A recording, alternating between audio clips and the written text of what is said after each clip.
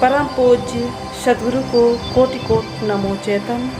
मित्रों, आप सभी के भीतर बैठी चेतन आत्मा को कोटि कोटि नमो चेतन। गुरु और शिष्य का जो संबंध है वो बहुत ही अनूठा है। सद्गुरु कबीर साहिब की एक साखी के माध्यम से समझने का प्रयास करेंगे। गुरु कुम्हार शिष्य कुंभ है, गड़ी गड़ी काढ़े खोट, अंतर हाथ सहार दे बाहर बाहे चोट। गुरु एक अनूठी घटना है। गुरु इस जगत में सबसे बड़ा चमत्कार है, क्योंकि दिखाई देता है मनुष्य जैसा, फिर भी उसमें कुछ और लोक की खबर है।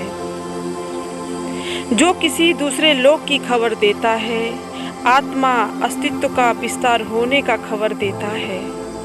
तो दो बातों का ध्यान रखें, ख्याल कर लें। एक तो जानकारी का परिणात्मक विस्तार, दूसरा आत्मा का गुणात्मक विस्तार। गुरु और शिष्य के बीच जो फासला है वो गुणों का फासला है। गुरु कहीं और, शिष्य कहीं और, यह मात्रा का भेद नहीं है। यह तो शिष्य का पूरा रूपांतरण है। रूपांतरण से ही शिष्य टूटेगा और आगे बढ़ेगा। समझे, गुरु एक कुम्हार है, तुम्हें घड़े की तरह बना रहा ताकि तुम शून्य से भरे जा सको।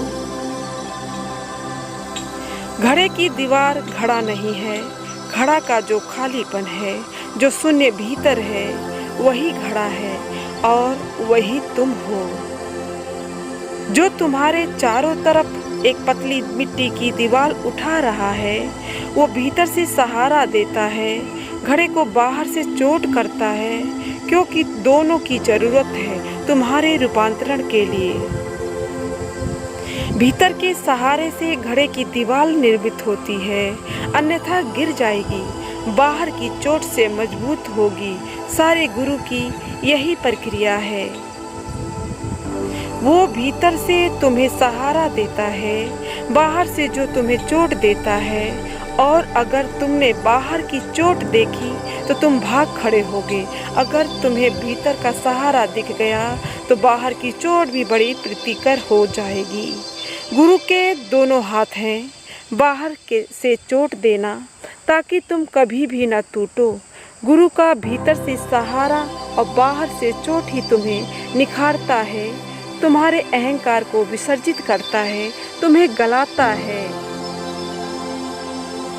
अहंकार से दूर ले जाता है, निरहंकार के पास पहुंचाता है। जितने तुम पिघलते हो, मिटते हो, उतनी ही परमात्मा सघन होता है और तुम में प्रकट होता है।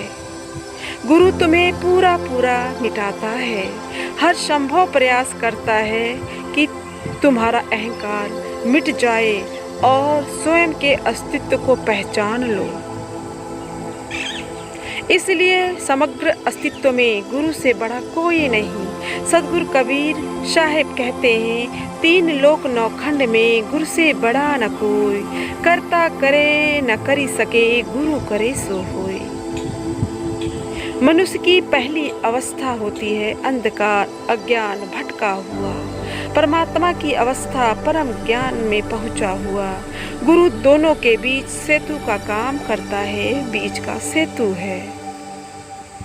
तुम गुरु से कुछ कह सकते हो, वो समझेगा कि वो भी उसी रास्ते से गुजरा है जहाँ पर तुम हो।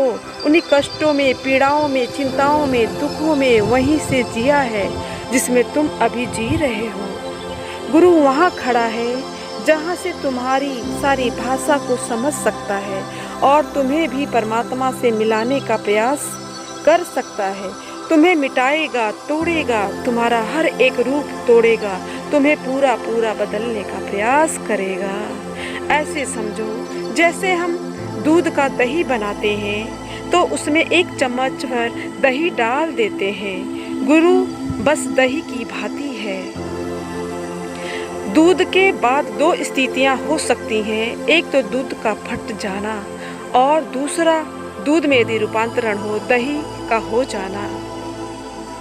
अगर तुमने दूध को दूध ही रहने दिया तो फट जाएगा।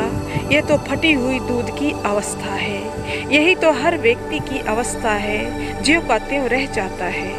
और दूध से दही बनने के लिए थोड़ी सी जामन की ज़रूरत है, क्योंकि उसी जामन के सहारे तुम्हारे भीतर की ग्रंथियाँ टूटेंगी, कमियाँ दूर होंगी, रसायन बदलेगा, तुम दही हो जाओगे। यह काम गुरु करता है। फिर आगे की यात्रा सुगम हो जाती है। फिर सहारे की ज़रूरत नहीं रहती। फिर दही से मक्खन बन जाता है, फिर मक्खन से घी बन जाता है। किसी और की सहारे की ज़रूरत नहीं रह जाती।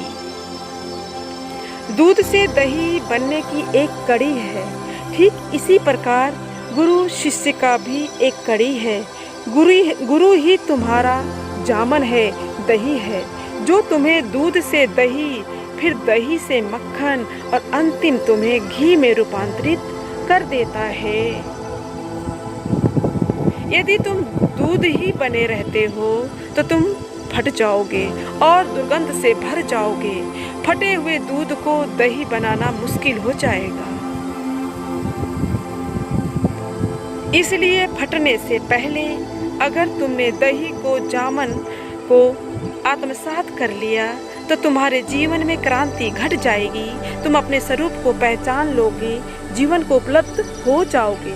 इसलिए गुरु के शरण में आओ और अपनी जड़ता को मिटाओ, फिर चैतन्यमय हो जाओ। जीवन को धन्य बनाओ, अहोभाव में जियो, निरअहंकार में जियो।